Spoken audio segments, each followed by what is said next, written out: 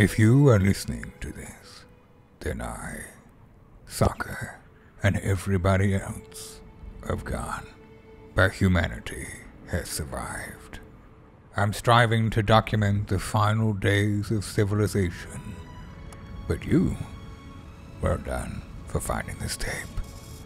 For I hid it deep in the mountains of Bolivia, in a place so extreme, it would not be found for hundreds of years. So, child, sit back, take note, because this is how the European Super League actually went down. The European Super League was proposed by 12 football clubs on the 18th of April 2021. The plans were for 15 teams to take part permanently in the league. They could not be relegated. A further 5 teams from the leagues could qualify each year.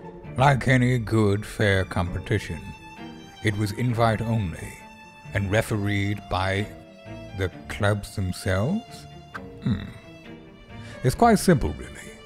The Super League will bring in more money for the game of football, and the other leagues will, once a year, have 2 players volunteer as tribute. They will fight to the death, and the winners will be afforded crumbs from the Super League table. What it boils down to is billionaires are trying to rob fans of the greatest feeling on earth, where you and some like-minded supporters can come together and watch the team you hate most lose to lower league opposition. Supporters from other teams wasted no time in demonstrating their displeasure. A supporter of the team Leeds United burnt a Liverpool jersey as the team bus made its way into the ground. As it happens, the fan involved wasn't aware of any Super League plans, just fortunate timing to mitigate his pre-planned arson. For the Super League! For the Super League! Unfortunately, no one could tell if they were anti-Super League or simply chanting, "We are Super Leagues." Some of the clubs have come out and made convincing arguments in their own defense. Barcelona made this statement: "We spent all our money on Messi's. Can we have some more?" Liverpool said, "You will never walk alone, except in our stadium." And this is how Manchester City eloquently put it: money, money. Money, money. Money, money, money. One executive is quoted as saying, "Our first motive is profit. Second is the welfare of the game of football." I think that's what we all wanted to hear. Barcelona and Real Madrid, both charities under Spanish law. This doesn't look very charitable, I must say. I am, however, pleased to say there is still a small spark of good and decency in the world. One brave manager left his club in protest at the news. The key issue is around the removal of competition. It's like you all pitched in to buy a football with your mates. Everyone's having fun and more people join in. But the richer kids decide they're going to start playing over here, and they take the only ball.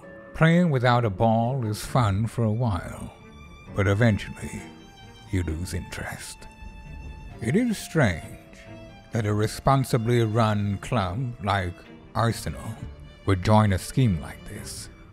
Stranger still that they would be invited. See also the Hotspurs Tottenhams. As the other districts dry up with their leagues obsolete, funding would be cut from grassroots football. Who needs new footballers anyway? In 40 years, we'd all still pay good money to see a geriatric Messi skinning a deceased Zlatan Ibrahimovic. But first, let's take a moment of solitude for Sky Sports and BT Sport, the broadcasters of the people, who, if this goes ahead, will no longer be able to charge £15 for a pay-per-view game in the middle of a global pandemic. Gary's, Neville and Lineker, fierce critics of the proposed plans, will continue to rail against the move, words that come directly through their earpiece from the Sky and BT executives. But it's not all doom and gloom. Thankfully, there is still hope, because the powers that be have started to stand up to the money grabbers. UEFA planned to ban any participants from the ESL from the Champions League. Serie G said they would have serious reservations of allowing any players that participate in the ESL to be allowed to play in the 7th tier of Italian football. FIFA has said they would no longer have players from the Super League on its cover. Though it would include the players in the game, their pace ratings across the board would be downgraded to 3 because of all the money weighing them down. EA Sports are also banning players from the World Cup. That could mean that the best player in the world, Cristiano Ronaldo, might be missing from Qatar. Who knows which players will be at the next World Cup? When I think of John from Down on a Sunday lining up in a World Cup final, it always makes me laugh. John, headed for the Americana. If you're from the future, let me know in the comment section of this audio recording. Did the Super League become a reality? Did John ever make it to the World Cup final? I hope it doesn't happen. I hope that football could actually run a sustainable business model. I hope the greedy fucks get their Oh, scratch that. Just as I was putting the tape under this rock in the Bolivian mountains, I got some news. 9 clubs have just pulled out of the European Super League. I wonder why. It seemed like such a good idea. The kind of idea that would work for everybody. This might actually be the worst coup attempt since Plankton in the SpongeBob SquarePants movie.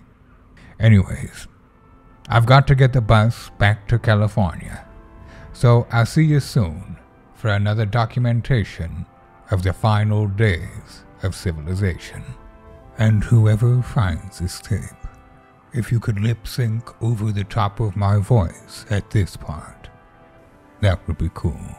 Give whoever it is a like and a subscribe, so he can continue to research the whereabouts of more of these tapes that I've left behind.